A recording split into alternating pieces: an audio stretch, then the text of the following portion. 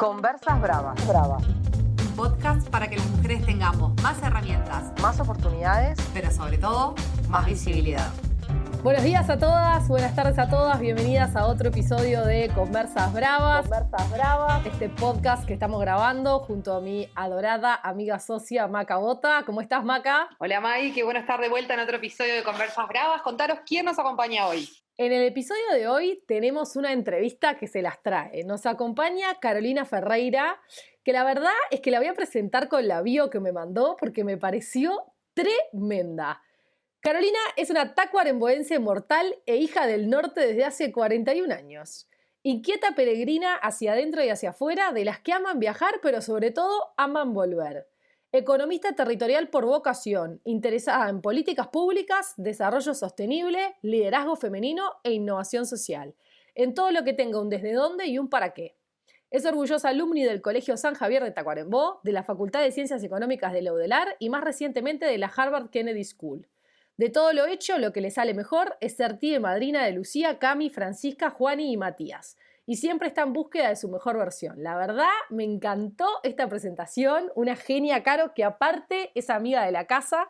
Así que bienvenida, Caro. Gracias por estar con nosotras. Hola, ¿cómo andan? Bueno, después de esa presentación, May, yo no sé ni qué preguntar, ¿no? Porque obviamente Caro es de la casa, Caro fue de las primeras talleristas que tuvimos en Brava, también Caro estuvo liderando una tertulia hablando del tema que nos compete también hoy, que es esto del liderazgo femenino y el propósito, ¿no? Va a haber otro episodio en el que conversamos sobre impacto social, pero creo que el propósito trasciende a lo que es el emprendimiento social, así que capaz que empezamos por ahí, ¿no? ¿Qué es propósito para vos, Caro? Bueno, lo decía un poco cuando hacía mi presentación, ¿no? Esto de tener un desde dónde y un para qué. Desde dónde uno hace lo que hace y para qué uno hace lo que hace, que no siempre coincide. Me parece que las tres compartimos eso, ¿no? Muchas veces cuestionarnos el desde dónde hacemos lo que hacemos, qué es lo que nos motiva, qué es lo que nos hace levantarnos cada día de la cama y sobre todo para qué y para quién lo hacemos, ¿no? Cada una tendrá su motivación personal, pero entre todas tenemos ese sueño loco y no tanto de querer cambiar las cosas, el mundo, la situación y bueno, y en el caso lo que nos une a las tres es esto de cambiar la mirada de nosotras como mujeres sobre nosotras mismas como mujeres. Y qué importante esto que decís, Caro, de hacerse las preguntas, ¿no? Y cómo muchas veces nuestra diaria y nuestra cotidiana nos impiden frenar a hacernos esas preguntas tan importantes como el desde dónde y para qué hacemos lo que hacemos. Y ahí a mí me surge otra pregunta y es que nos cuentes vos un poco de tu recorrido personal, de cómo llegaste a tu desde dónde y a tu para qué. Bueno, no la tenía preparada esta. La realidad es que, bueno, como contaba un poco en la presentación, yo nací de una familia de clase media de Tacuarembó. Mi papá era camionero en la Intendencia de Tacuarembó, mi mamá maestra. Y bueno, tuve una gran oportunidad que fue ir al colegio que fui, sobre todo por mi formación y por los amigos y las redes que generé. Y en realidad, bueno, siempre tuve como esa percepción de ser del interior y saber que muchas cosas quedaban muy lejos, y ni te digo 40 años atrás, pero también la sensación esa de la posibilidad de volar Te voy a agregar ahí un detalle, del interior al norte del Río Negro. Totalmente. Los hijos del norte, mirá, como dice Lucas Hugo, mirá a quién te cito. Me encanta. Citas académicas con Totalmente, Carolina citas académicas célebres. No, y en realidad a mí me pasa eso, como que desde chiquita tuve esa sensación de ser fuertemente como aferrada a un territorio, a un lugar, pero también siempre tener ganas de viajar y volar. Cuando era chica lo hacía mucho con los libros, ¿no? Viajé mucho con los libros y la imaginación y bueno, y tuve la suerte y con mapas, viendo mapas todo el tiempo desde chiquita. Y bueno, cuando tuve la oportunidad de empezar a viajar en la vida real, ver concretar esos sueños, ¿no? Pero bueno, desde ahí yo también tuve esa sensación de estar siempre como en el medio, ¿no? Como yo les decía, yo venía de familia de clase media, pero había ido a un colegio privado, entonces también accedía a otro tipo de situaciones. También cuando elegí la carrera, ¿no? Yo soy economista de formación, pero siempre me tiró mucho lo social, entonces ese mundo de lo financiero y lo social. Mis primeros trabajos tuvieron que ver con el mundo de las microfinanzas y la inclusión financiera. Entonces también hay una tensión entre lo económico y lo social, entre buscar oportunidades para otros, pero a su vez también que esas oportunidades fueran sostenibles. Y bueno, y hace unos años, me acuerdo que una vez tuvimos un taller con el equipo de trabajo y uno de los facilitadores del taller hizo esa pregunta, ¿no? ¿Para qué uno hace lo que hace? ¿Para qué uno trabaja? Y ahí me entró a cuestionar y yo siempre sentí eso, que yo quería acercar oportunidades a la gente, ¿no? Y sobre todo a la gente del interior y del interior profundo, de que después ellos tuvieran opciones, ¿no? Pero la realidad es que, bueno, que quiero que una gurisa de Caraguatá pueda sentir que el mundo está para ella y que el mundo puede ser su localidad o puede ser todo el departamento, o puede ser todo el Uruguay o puede ser el mundo y su globalidad y trabajo para eso. Me encanta, Caro. Y contanos un poquito ahí cómo te vinculaste con esto del género y del liderazgo femenino. Vos recién ahí decías, y me encanta y sé que compartimos, que querés que una joven, que una niña de Caraguatá tenga el mundo a su alcance. Y bueno, ¿cómo te empezaste a vincular con esto del liderazgo femenino? Bueno, yo siempre cuento que en realidad sí era como sensible a la temática de género, o bueno, ¿no? Obviamente por ser mujer y por tener sobrinas y ahijadas y demás, pero nunca era un tema que me preocupara del todo, ¿no? Obviamente me preocupaba la violencia de género, me preocupaba situaciones, no era ciega a la situación, pero nunca era un tema que me generara como una sensación de estar corriéndola de atrás o era demasiado empática frente a determinadas situaciones. Y bueno, y yo tuve la oportunidad de estudiar en Estados Unidos y una de las clases que tuve fue un curso de negociación y en esa clase fue una profesora que es bastante eminencia en estos temas y ella nos empezó a traer datos de esto, ¿no? De cómo las mujeres negociábamos diferentes, por ejemplo, el tema nos mostraba videos, ¿no? El tema salarial. Entonces, cómo iba un hombre a una negociación salarial y como una mujer de videos de 3.000 casos, o sea, no era que era una y después, bueno, un caso que yo siempre lo cuento, que es el caso que para mí fue como un aha moment, que es un caso de Harvard Business, que hacen lo que hacen es separar una clase en dos, y por un lado te hacen analizar el caso real, que es de Heidi Rosen, que es una mujer que es emprendedora de Silicon Valley, y en la mitad de la clase, en vez de ponerle Heidi, le ponen el nombre de Harriet o Henry, algo así. Y básicamente después al final de la clase le hacen la misma pregunta, si les pareció que estuvo bien resuelto el caso, cómo fue una adquisición y qué le parecía el estilo de liderazgo. Y el estilo de liderazgo de Harry, a la mayoría de la gente le pareció que fue duro, que tuvo que hacer el trabajo necesario, pero que era una persona, un líder nato y que era alguien con quien le gustaría hablar. Y en el caso de Heidi, bueno, sí, fue dura, la verdad que no, que bastante antipática, se notó un poco histérica y mandona y no era alguien con el que le gustaba trabajar. Y la verdad que ahí me sentí muy identificada, ¿no? Porque en la realidad es que siempre desde chiquita, me acuerdo que tenía una tía que me decía la doctorcita, porque, ¿no? Como esa sensación de que ser mandona era algo que no era bueno, ¿no? Que era algo malo y que era como un defecto, ¿no? Y ahí empecé a pensar eso, ¿no? De cómo muchas veces las mujeres nos autocensuramos y nos corremos de las mesas por sentir que somos demasiado prepotente o demasiado avasallante o que nuestra voz no va a ser escuchada o va a ser una voz de decoro. Y ahí abrí un poco en mi cabeza, en mi corazón, empecé a pensar en estos temas y bueno, y también y lo fui pensando también desde el tema del liderazgo, porque siento que es un tema que es un debe y que me parece que entre todas nos podemos ayudar. Bien, quiero rescatar esto que decía antes de esto que creo que es el propósito de Brava, ¿no? Hacer que las mujeres puedan ser protagonistas de su vida personal y profesional y que puedan soñar con esa vida. Y acá bien respecto al liderazgo femenino, Caro, y esto que vos decís que sin duda pasa, ¿no? Si hablas muy fuerte sos agresiva, si das indicaciones sos mandona. Contame vos como mujer y en tu experiencia, ¿cuáles son los mayores desafíos para que una mujer se transforme en líder, ¿no? ¿Cuáles son las barreras para llegar a esos lugares que me imagino que tenés un montón de cosas para compartirnos? Bueno, yo creo que hay datos objetivos, ¿no? Que ustedes supongo que sé que de Brava lo trabajan y han hablado, ¿no? Que tiene que ver, bueno, con el famoso techo de cristal, con situaciones si se quiere, sistémicas, ¿no? Que generan, entonces uno no puede ser naif al respecto, decir solo depende de una y mucho más, pero sí yo siento que tiene que ver desde el punto de vista personal, con una sensación de que es posible para una, ¿no?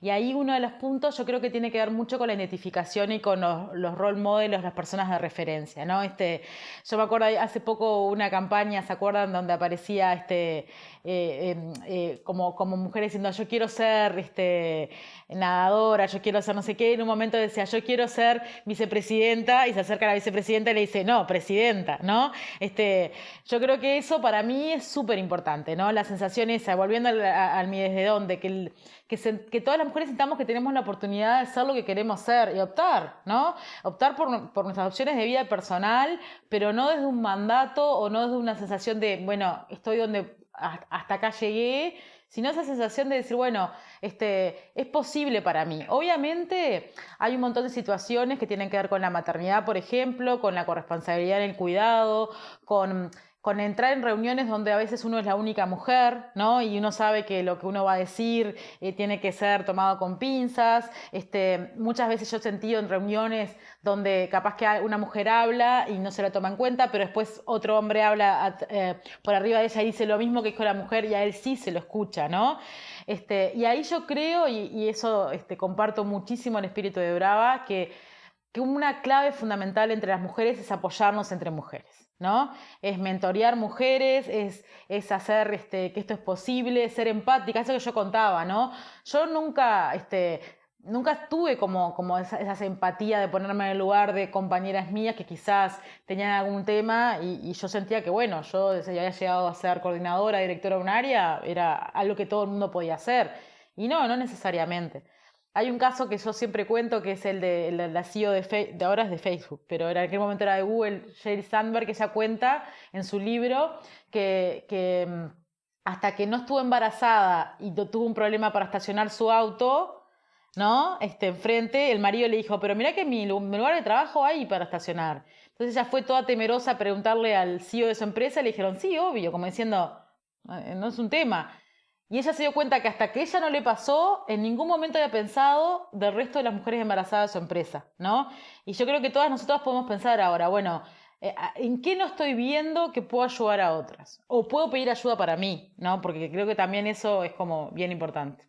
Bien, ahí te quiero pedir algo, Caro, bien concreto. ¿Algún tip práctico para cuando te pasa eso en esas reuniones? Viste que sos la única mujer, que sabes que hay un montón de filtros y sesgos que están operando consciente o inconscientemente.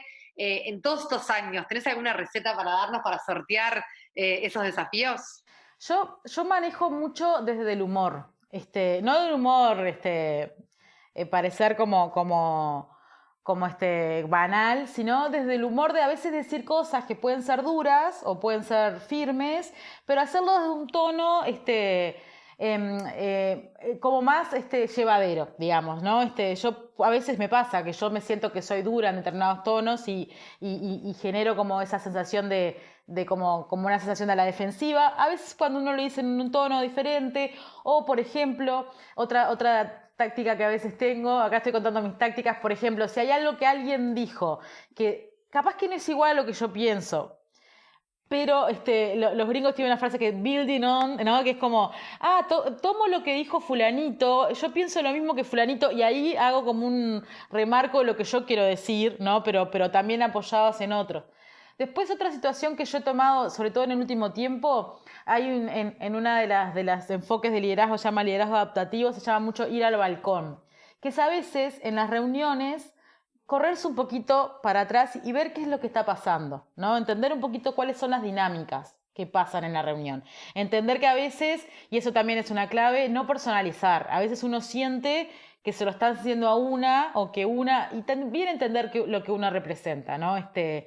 Yo creo que también es bien importante eso, ir como generando espacio de confianza, también tener aliados, ¿no? O sea, hay situaciones... Y aliadas. Aliadas, exacto, pero estoy pensando en las reuniones donde estás sola, como digamos en cuanto a género, a veces uno tiene como algún compañero donde tiene más confianza y sobre todo cuando uno es capaz más tímida, ¿no? Y poder decir, bueno, mira, cuando voy a hablar me apoyás en esto, o sea, me parece que también eso es encontrar como como aliados. Y también, sin duda, aliadas. Yo creo que hace unos años uno estaba en una reunión con mujeres y eran dos, y en vez de generar como equipo, era, ¿no?, que era la reina de la sala, se generaba como esa dinámica, y yo creo que eso hoy está cambiando, ¿no? Que hay como una empatía, o al menos quiero creer, Me alegra que en esperanzadamente. tu historia eso sea así. Y para ir repasando, que me parece que Maggie tiene una pregunta, pero para algunas cosas que dijiste hasta ahora, ¿no? Esto de la empatía, ¿no? De entender qué historia puede estar teniendo la otra, de apoyar a la otra mujer, de generar empatía simplemente por entender que hay un montón de desafíos para estar sentada ahí en una sala llena de varones o cuando las mujeres somos menos, mentorear mujeres, generar espacio, y sobre todo esto de tener modelos de rol, ¿no? Encontrar y visibilizar mujeres, que es un poco desde lo que intentamos, o mentira, lo que hacemos desde Brava, desde que nacimos, y acá también me apropio nuestro valor y con el lente de género, para que las niñas puedan tener estas presidentas, vicepresidentas, jugadoras de fútbol, CEOs de empresas y lo que quiera hacer. Maggie, te paso la posta. A mí me encantó de lo que dijo Caro, de lo que rescato, que también me encanta, es como eso que tanto nos cuesta separar, o mejor dicho, que nos separen a las mujeres, que es esto de poder ser firme con las ideas, pero suave con las personas, y no pagar una penalidad por eso. Eso es algo que definitivamente tenemos que construir como mujeres en conjunto, y que tenemos que de a poco ir ganando terreno por ahí, porque hasta el día de hoy se nos ve como que es necesaria la empatía, pero que eso anula la capacidad de poder ser firme. Y ahí voy a traer a una modelo de rol a la mesa, que aparte sé que Caro es fan y nosotras desde Brava también, que es obviamente Jacinda Ardern, la presidenta de Nueva Zelanda, que la verdad que ha sido un ejemplo y un modelo de rol tremendo, y especialmente en todo lo que tiene que ver con esta crisis. Y entonces ahí la pregunta para Caro, o la reflexión es, ¿cuál es el valor que agregan las mujeres en momentos de crisis? ¿Y por qué es importante el liderazgo femenino y desde lo femenino, no la masculinización del liderazgo, digamos? Totalmente. Y yo creo que es bien importante lo que está pasando ahora, porque obviamente, como ya saben, yo soy totalmente fan de la primera ministra de Nueva Zelanda, y ahora es más famosa cada vez más. Yo la conocía antes, pero la realidad es que, primero, el caso de Jacinda es bien emblemático, porque en realidad ella tenía una role model. Ella trabajó con la primera ministra Helen Clark, que fue primera ministra de Nueva Zelanda, o sea que ella se crió teniendo una mujer presidenta, ¿no? Eso no es menor, ver ese ejemplo. Nada menor. Y después ella desafió, también se crió en una sociedad como la neozelandesa, donde hay fuertemente, digamos, esto de un tipo de sistema, digamos, de tipo de sociedad que empatiza este tipo de situaciones, de esas lentes de género que decía Maca.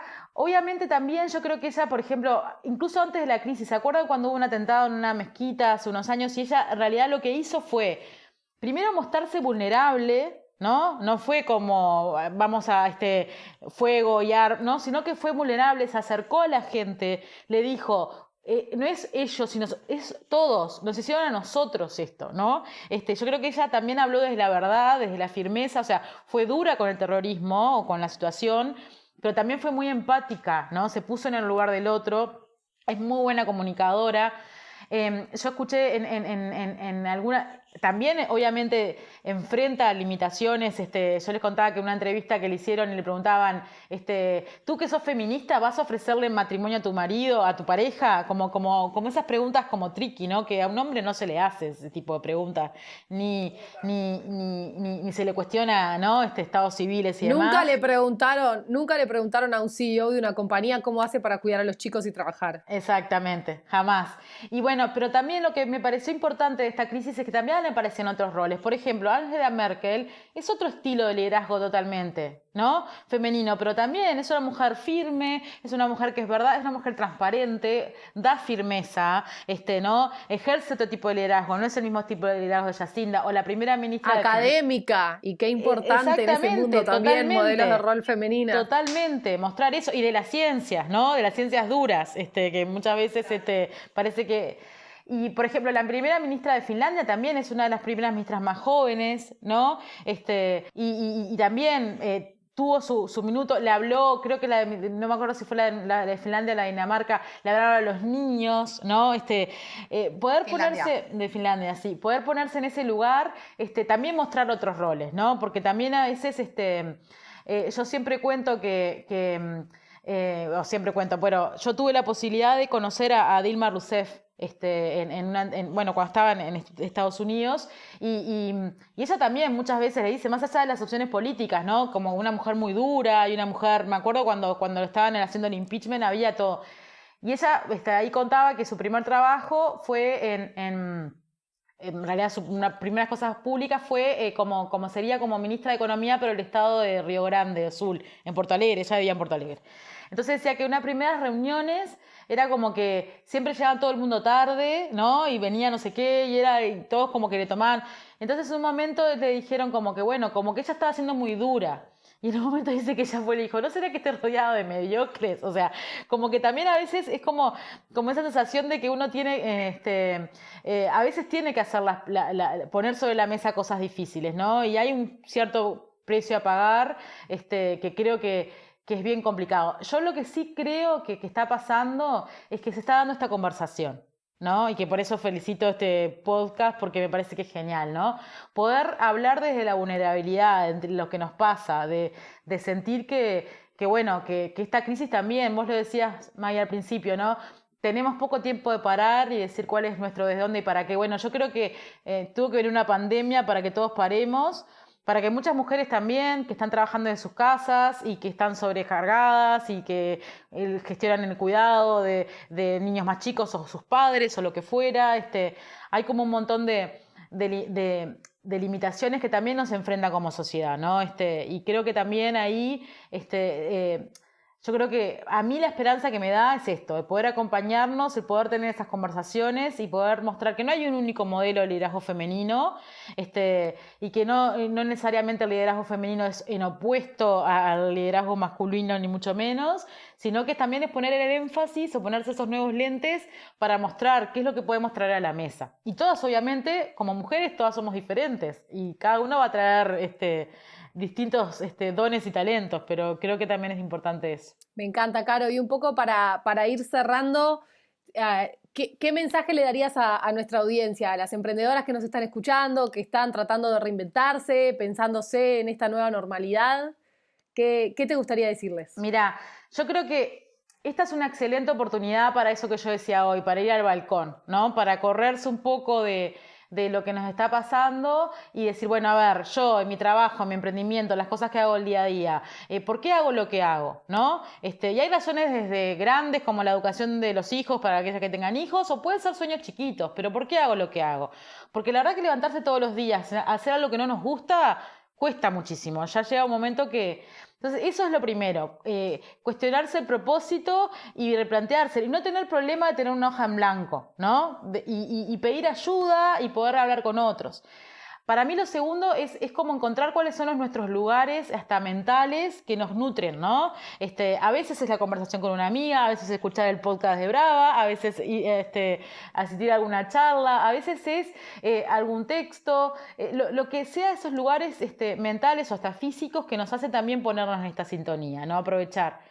Después me parece que también las prácticas, yo creo que en eso es algo que creo que las tres compartimos en algún punto, pero eso de llevarse un diarito, ¿no? De llevar en una libretita en la cartera o tener como algunas ideas de bueno, si yo me puse, este es mi propósito, ¿qué cosas estoy haciendo día a día para construir eso, ¿no? ¿Cuán alejada estoy? ¿No? ¿Con quién puedo hablar? Yo creo que una de las claves es eso. Si yo creo que, por ejemplo, quiero tal cosa vinculada a mi negocio, quiero poner tal cosa, bueno, ¿con cuántas personas puedo hablar? 5, me anoto 5. Esta semana o este mes voy a hablar con 5 personas. Animarse a eso. Creo que eso es como clave. Y por último, para mí es súper importante también como esa sensación de el desde dónde yo decía al principio, como también el para qué, ¿no? Animarse a soñar. A veces capaz que lo sentimos como limitadas y como... Yo creo que cuando uno se anima a soñar y a salir de la limitación propia y pensar con otros también que esto es posible, más en estos tiempos de crisis, no voy a la crisis es oportunidad y toda, porque creo que ya bastante, pero yo sí creo, sin la presión de no hay premio a la pandemia, a la cuarentena perfecta, no la hay, creo, pero sí la sensación de decir, bueno, si esto está pasando, yo no lo puedo manejar, ¿para qué? ¿no? ¿Cuál es mi para qué? Entonces ahí creo que también es importante. Y hay cosas, ojo, y eso también yo valoro, hay cosas que no son, pensando en las emprendedoras, ¿no? Hay cosas, obviamente es importante monetizar, es importante generar ingresos, pero hay como esos pequeños hobbies o esas pequeñas cosas. Mirá, me gusta cuando era chica pintar, ¿no? Y la verdad que me olvidé de eso, ¿no? Me olvidé de lo que era pintar, me olvidé del tiempo para tal cosa. Bueno, también pensar qué cosas que son nuestra esencia nos pueden ayudar a nuestro propósito, porque al final del día eso es lo que vale, ¿no? Está todo bien, pero con generar ingresos y con seguir creciendo y hacer crecer nuestros proyectos, pero si no lo disfrutamos el viaje, eso se hace bastante difícil. Gracias, Caro. Creo que así como para resumir esto que decía Caro, tener conversaciones con nosotras mismas, entender desde dónde y para qué, y animar a pensarnos en grande, ¿no? Como conectar con ese propósito de cada una que quizás está en la cocina, está en el arte, está en una conversación con una misma, pero ir hacia ahí. Caro, gracias por esta conversación. Y es súper importante crear comunidad. No están solas. Eso es clave. No están solas, no estamos solas. No estamos solas. Acá estamos las bravas. Exactamente. Y cuando es brava, más estamos. Así que la cosa se pone brava, más estamos. Me parece que eso es fundamental. Y creo que eso es algo que está cambiando.